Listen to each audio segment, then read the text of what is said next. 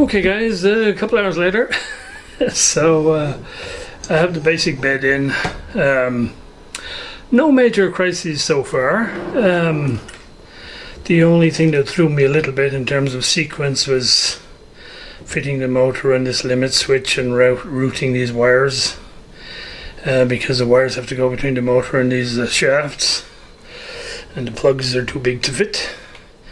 So you have to run all the wires before you mount the motor, but then you can't fit the limit switch until the end because one of the motor mounting bolts is here, and you've no access to it once that's on.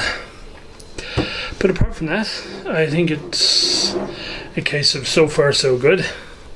So I'm going to stop and have a bite of dinner now and give my brain a rest, and then we'll come back for the next section. Okay, looks like serious problem number one. In doing the x-axis, there are two of these linear bearings inside here and inside here, and then they slide up and down. When I put them in here, they don't seem like they'll line up very well.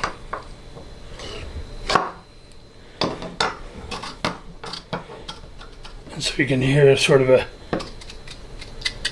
it stutters along,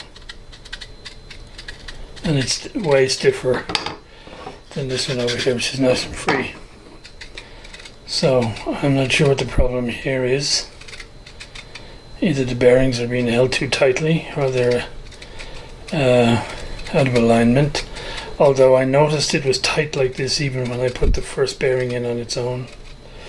So I think I'm going to have to get these bearings back out of here somehow, and I don't know, maybe drill out the hole or something, but I don't want to go ahead with it like this because this is really rough, and if nothing else it's probably going to ruin the shaft. Oh well, I think we're going to be out in the workshop to get this sorted out. Okay, looks like we've got a fix. I took a razor file that happens to be just about exactly the right curvature for the inner diameter here, and I just filed it out a little bit to get rid of any irregularities in the inner diameter, and it seems to have done the trick. We seem to be pretty much good to go now. I'm not the only one who had this problem. I saw a review of another guy who had exactly the same problem. He couldn't sort it out, but he happened to have some long linear bearings of his own that he used. So instead of the two that came in the kit, he put a single long bearing in there, and it worked fine. Obviously, one does what one has to do to get it sorted out. So hopefully this is good for me and I can carry on. So there's the old x-axis done finally. No more problems once we sorted out this bearings thing. So next on to the z-axis, and I guess once we do that, things will start moving from a series of separate parts to a skeleton of a printer. Well, I hit another snag, which it's taken me a while to sort out, but I think we're there. It has to do with fitting these T-pieces on the top, which are the nuts that the screws will run on. They're fixed by putting a nut into the little space here, and there's a pocket down in here for the other one, and then you bolt and screw them in from the top. The left side worked fine. This side, of course, it's got to be the difficult one, but this pocket, when you put the nut in here, it didn't line up at all with the bolt hole. And so I drilled out the hole on the top here just a little bit because I thought I can't drill it out too much, because the problem is the pocket here is just not deep enough that way to line up with the hole. So in the end what I did was I took the nut and I actually filed off the hexagon, the flats on it, so I could get it further down into the pocket, and I think we finally got there. But I have spent probably the best part of an hour faffing with this, So yeah, not too pleased with that particular setup. Well, there we go. We have the skeleton of a printer. I had one more little challenge, which I will try to explain, which has to do with these stepper motor plastic mounts here. There is a slight tolerance, if you like, between the holes where these mount onto the back. And so for one of them, for some reason, it was tipped off like this. It wasn't exactly square to the vertical. And so when I went to put it all back together, these two shafts were sort of splayed out. And so I couldn't get this top bracket to fit. So I had to take the stepper motor off again, loosen this bracket, realign it, and use a square this time to make sure it's properly square, and then put everything back together and we're good. And luckily this one was okay. I checked it and that one was fine. So there we go.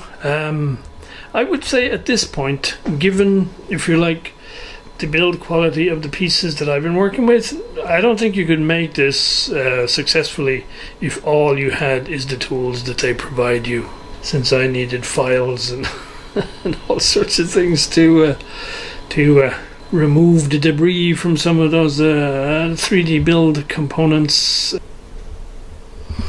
So here we are, back the next day, a couple of hours later, and the diffuser is essentially, or the extruder, sorry, is basically done. I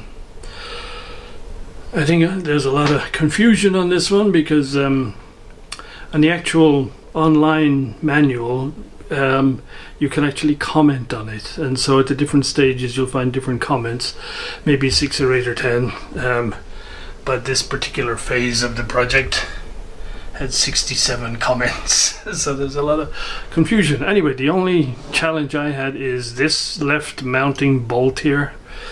It said is should be this M3 should be 18 mil long. I could not get an 18 mil long screw bolt to engage in this nut here, so I got a 20 mil bolt out of the spares bag, and that seemed to work fine. So yeah, that was interesting, but yes, that's that done, and so on to the next bit.